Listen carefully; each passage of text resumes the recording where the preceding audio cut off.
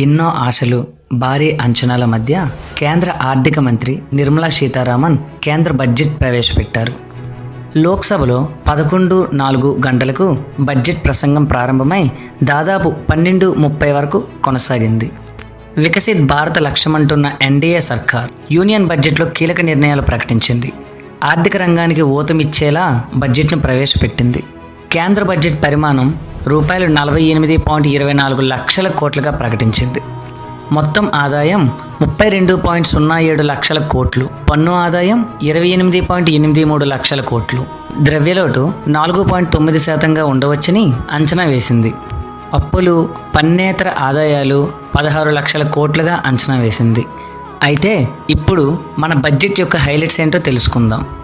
అలానే ఏ సెక్టార్కి ఎంత కేటాయించారు, మరియు బడ్జెట్ వల్ల ఎవరు లాభం పొందారు మరియు ఎవరు నష్టపోయారో తెలుసుకోవడానికి ఈ వీడియోని చివరి వరకు చూడండి. ప్రధానిగా నరేంద్ర మోడీ మూడోసారి చారిత్రాత్మక విజయం సాధించారు. ప్రజల ఆకాంక్షలు నెరవేర్చడంతోనే ఈ విజయం మాకు లభించింది మరియు దేశ ఆర్థిక వ్యవస్థ రోజురోజుకి వృద్ధి చెందుతుంది అని చెప్పారు. వరుసగా 7వ కేంద్ర బడ్జెట్ను ప్రవేశపెడుతున్న కేంద్ర ఆర్థిక మంత్రి నిర్మలా సీతారామన్ తెలుపు, మెజెంటా రంగు చీరలో కనిపించారు. ఏటా బడ్జెట్ రోజున ధరించే చీరల విషయంలో ఏదో ఒక ప్రత్యేక ఉండేలా నిర్మలా చూసుకుంటారు. మరియు మరోసారి పేపర్లెస్ బడ్జెట్ ప్రవేశపెట్టనున్న కేంద్ర ఆర్థిక మంత్రి నిర్మలా సీతారామన్. బడ్జెట్లో ముఖ్యమైన అంశాలు ఇవే. డెవలప్మెంట్పై దృష్టి సారించిన బడ్జెట్లో సీతారామన్ MGNREGS, PM ఆవాస్ యోజన మరియు జల్ జీవన్ మిషన్ వంటి కేంద్ర ప్రాయోజిత పథకాలను గణనీయమైన కేటాయింపులకు ప్రకటించారు. అంతేకాకుండా దేశీయ విద్యా సంస్థల్లో ఉన్నత విద్య కోసం 10 లక్షల రూపాయల వరకు రుణాలకు ప్రభుత్వం ఆర్థిక సహాయాన్ని అందిస్తుందని సీతారామన్ చెప్పారు. 5 సంవత్సరాల కాలానికి టాప్ 500 కంపెనీల్లో 1 కోటి మంది యువతకు 12 నెలల ఇంటర్న్షిప్ అవకాశాలు ప్రభుత్వం కల్పిస్తుందని ఆమె ప్రకటించారు. చౌకగా లభించే అంశాలలో మొబైల్ ఫోన్లు, ఉపకరణాలు మరియు ఛార్జర్లపై కస్టమ్ డ్యూటీ 15%కి తగ్గించబడింది. బంగారం, వెండిపై ప్రాథమిక కస్టమ్ సుంకాన్ని 6%, ప్లాటినం 6.4%కి తగ్గించాలని ప్రభుత్వం ప్రతిపాదించింది. సీతారామన్ ప్రసంగం బీహార్ మరియు ఆంధ్రప్రదేశ్లో అభివృద్ధిపై కూడా దృష్టి పెట్టింది.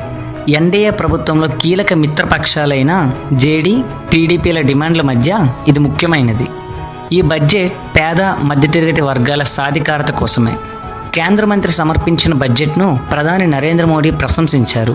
ఈ బడ్జెట్ పేద, మధ్యతరగతి వర్గానికి సాధికారత కల్పిస్తుందని తెలిపారు. దళితులు, అణగారిన వర్గాలకు శక్తినిచ్చే బడ్జెట్ అంటూ కొనియాడారు. గత 10 ఏళ్లలో 25 కోట్ల మంది పేదరికం నుంచి బయటపడ్డారని, ఈ బడ్జెట్ పేద, మధ్యతరగతి వర్గాల సాధికారత కోసమేనని తెలిపారు. కొత్త పన్ను విధానంలో మార్పులు. 0 నుంచి 3 లక్షల వరకు పన్ను 0, 3 to 7 లక్షల వరకు 5% పన్ను, 7 to 10 లక్షల వరకు 10% పన్ను, 10 to 12 లక్షల వరకు 15% పన్ను, 12 to 15 లక్షలు 20% పన్ను, 15 లక్షల పైన 30% పన్ను. భారీగా పెరిగిన పన్ను శాతం. ప్లాస్టిక్ ఉత్పత్తులపై 25% పెరిగిన పన్ను. తగ్గనున్న ధరలు. మొబైల్ ఫోన్లు, ఛార్జర్లను తక్కువ ధరకు అందజేస్తామని కేంద్ర ఆర్థిక మంత్రి ప్రకటించారు. చేపలు తక్కువ ధరకే లభిస్తాయన్నారు. తోలుతో చేసిన సామాగ్రి ధరలు తగ్గుతాయన్నారు. తక్కువ ధరకు మందులు, కస్టమ్ డ్యూటీ, ఫ్రీగా 3 రకాల ఔషధాలు, తక్కువ ధరకు లభించనున్న 3 రకాల ఔషధాలు. బంగారం, వెండితో చేసిన ఆభరణాల ధరలు తగ్గనున్నట్లు బడ్జెట్లో తెలిపారు. బంగారం, వెండిపై కస్టమ్ డ్యూటీ తగ్గిస్తున్నట్లు కేంద్ర బడ్జెట్ సందర్భంగా ఆర్థిక మంత్రి నిర్మలా సీతారామన్ ప్రకటించారు. ఈ నేపథ్యంలో బంగారం, వెండి ధరలు భారీగా పతనమయ్యాయి. హైదరాబాద్ బులియన్ మార్కెట్లో 24 క్యారెట్ల గోల్డ్ 10 గ్రాములకు ఏకంగా 2,990 తగ్గి 70,860కు చేరుకుంది. మరియు 22 క్యారెట్ల గోల్డ్ 10 గ్రాములకు రూపాయలు 2,750 తగ్గి 64,950గా నమోదైంది. అటు సిల్వర్ రేట్ 3,500 తగ్గి 88,000కు చేరింది. వ్యవసాయ, గ్రామీణాభివృద్ధికి పెద్దపీట. ప్రకృతి వ్యవసాయంలోకి దేశవ్యాప్తంగా 1 కోటి మంది రైతులను తీసుకొచ్చే ప్రణాళిక. 5 రాష్ట్రాల్లో కిసాన్ క్రెడిట్ కార్డులు. వ్యవసాయం, దాని అనుబంధ రంగాల అభివృద్ధికి 1.5 లక్షల కోట్లు. గ్రామీణ అభివృద్ధి, మౌలిక సదుపాయాల నిర్మాణానికి 2.66 లక్షల కోట్లు కేటాయింపు. PM ఆవాస్ యోజన కింద గ్రామీణ, పట్టణ ప్రాంతాల్లో 3 కోట్ల ఇళ్ల నిర్మాణం. అర్బన్ హౌసింగ్ కోసం 5 ఏళ్లలో 2.2 లక్షల కోట్ల కేటాయింపు. విద్యార్థులకు శుభవార్త. ఉద్యోగ కల్పన, నైపుణ్యాల అభివృద్ధి, మధ్య తరహా పరిశ్రమలపై ఈ బడ్జెట్లో దృష్టి పెట్టాం. 4 కోట్ల యువతకు ఉపాధి అవకాశాలు కల్పనకు కృషి చేస్తున్నట్లు ప్రభుత్వం చెబుతోంది. నెలకు 5,000 రూపాయలు భృతి, ప్రధానమంత్రి ఇంటర్న్షిప్ పథకం కింద శిక్షణకు ఎంపికైన విద్యార్థులకు నెలవారీ భత్యం 5,000 ఇవ్వనున్నట్లు ప్రకటన. మరియు 20 లక్షల మంది యువతకు శిక్షణకు సరికొత్త కార్యక్రమం. 1000 ట్రైనింగ్ సెంటర్లు ఏర్పాటు. 500 పెద్ద కంపెనీల్లో 1 కోటి మంది యువతకు ఉద్యోగాలు కల్పించడం కూడా బడ్జెట్లో పేర్కొన్నారు. ఏటా 25,000 మంది విద్యార్థులకు లోన్లు. విద్యార్థుల చదువు కోసం మోడల్ స్కిల్ రుణ పథకంలో మార్పులు. స్వదేశీ విద్యాసంస్థల్లో ఉన్నత విద్య కోసం 10 లక్షల వరకు రుణం ఈ వోచర్ల రూపంలో విద్యార్థులకు రుణ సదుపాయం. ఏటా 1,00,000 మంది విద్యార్థులకు వీటిని డైరెక్ట్గా పంపిణీ లోన్ మొత్తంలో 3% వార్షిక వడ్డీ. కొత్తగా ఉద్యోగాల్లో చేరే వారికి కొత్త పథకాలు. 3 స్కీమ్ల ద్వారా ఉద్యోగ కల్పన. కొత్తగా ఉద్యోగాల్లో చేరేవారికి ఈపీఎఫ్తా పథకం. 2 కోట్ల మంది యువతకు లబ్ధి. వర్కింగ్ ఉమెన్ హాస్టల్స్ ఏర్పాటు. మహిళల నైపుణ్య అభివృద్ధికి ప్రత్యేక కార్యక్రమాలు. పోస్టల్ పేమెంట్ బ్యాంకుల ఏర్పాటు. ఈశాన్య రాష్ట్రాల్లో 100 పోస్టల్ పేమెంట్ బ్యాంకుల ఏర్పాటు. ఎంఎస్ఎంఈలకు ప్రత్యేక ప్యాకేజీలు. ఎంఎస్ఎంఈలకు క్రెడిట్ గ్యారంటీ స్కీమ్. సులభంగా రుణం అందేలా చర్యలు. ముద్ర రుణాలు 10 నుంచి 20 లక్షలకు పెంపు. 100 ఫుడ్ క్వాలిటీ ల్యాబ్స్ ఏర్పాటు. 12 ఇండస్ట్రియల్ పార్కుల ఏర్పాటు. క్రిటికల్ మినరల్ మిషన్ ఏర్పాటు. తయారీ రంగానికి కేటాయింపులు. ఎంఎస్ఎంఈల కోసం క్రెడిట్ గ్యారంటీ పథకం.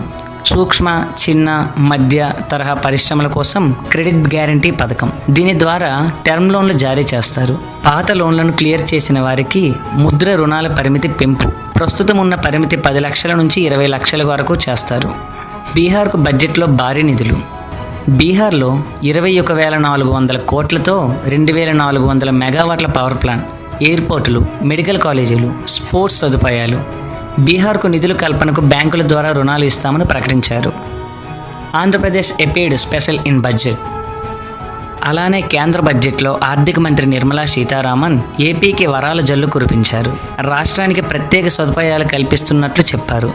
రాజధాని అమరావతికి భారీ ఆర్థిక సాయం ప్రకటించారు. అమరావతి అభివృద్ధికి 15,000 కోట్లు కేటాయించినట్లు చెప్పారు. అవసరాన్ని బట్టి భవిష్యత్తులో మరిన్ని అదనపు నిధులు ఇస్తామని స్పష్టం చేశారు.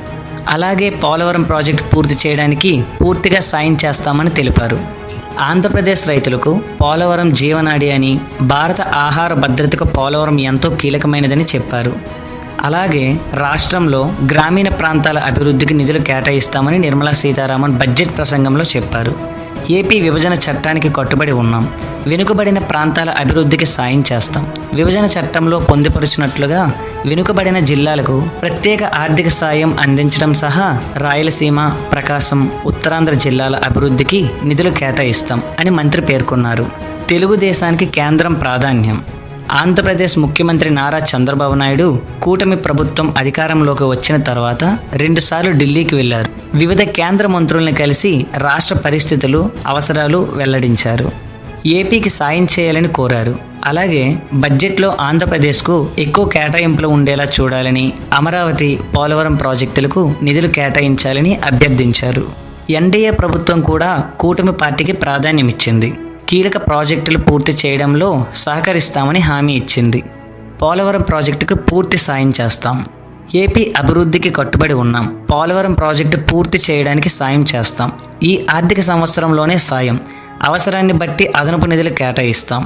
రాయలసీమ, ప్రకాశం, ఉత్తరాంధ్రతో పాటు వెనుకబడిన జిల్లాలకు నిధులు, వాటర్, పవర్, రైల్వే, రోడ్ల రంగంలో ఏపీకి అండగా నిలుస్తాం. అమరావతి నిర్మాణానికి 15,000 కోట్లు, అలానే ఆంధ్రప్రదేశ్ నూతన రాజధాని కోసం మల్టీలాటరల్ డెవలప్మెంట్ ఏజెన్సీల ద్వారా కేంద్రం ప్రత్యేక ఆర్థిక సహాయాన్ని అందజేస్తుందని ఆర్థిక మంత్రి తెలిపారు. రాష్ట్రం అమరావతిని మోడల్ రాజధానిగా తీర్చిదిద్దాలని భావిస్తోందని, ప్రస్తుత ఆర్థిక సంవత్సరంలో 15,000 కోట్లు అందజేస్తామని హామీ ఇచ్చారు. పారిశ్రామిక అభివృద్ధికి అదనంగా నిధులు. ఆంధ్రప్రదేశ్ రీఆర్గనైజేషన్ యాక్ట్ ప్రకారం పారిశ్రామిక అభివృద్ధికి కేంద్రం సహకారం అందిస్తుంది. నీరు, విద్యుత్, రోడ్లు వంటి ప్రాథమిక మౌలిక సదుపాయాలకు మద్దతు ఇవ్వడానికి నిధులు కేటాయిస్తుంది. డెవలప్మెంట్ ప్రాజెక్టులకు క్యాపిటల్ ఎక్స్పెండిచర్ కోసం అదనపు కేటాయింపులు జరుగుతాయని ఆమె తెలిపారు. విశాఖ, చెన్నై, వార్వకల్లు, బెంగళూరు మధ్య ఏర్పాటు చేయబోయే ఇండస్ట్రీ కారిడార్లకు నిధులు కేటాయిస్తామని ప్రకటించారు. ఆంధ్రప్రదేశ్లోని 3 జిల్లాలకు బ్యాక్వర్డ్ రీజియన్ గ్రాంట్ను అందజేస్తామని సీతారామన్ ప్రకటించారు. ఆంధ్రప్రదేశ్తో పాటు బీహార్, జార్ఖండ్, పశ్చిమ బెంగాల్, ఒడిశా సర్వతోముఖాభివృద్ధికి కేంద్రం పూర్వోదయ ప్రణాళికను కూడా రూపొందించనుంది. ఈ వీడియో నచ్చినట్లయితే మా ఛానల్ని సబ్స్క్రైబ్ చేసుకోండి.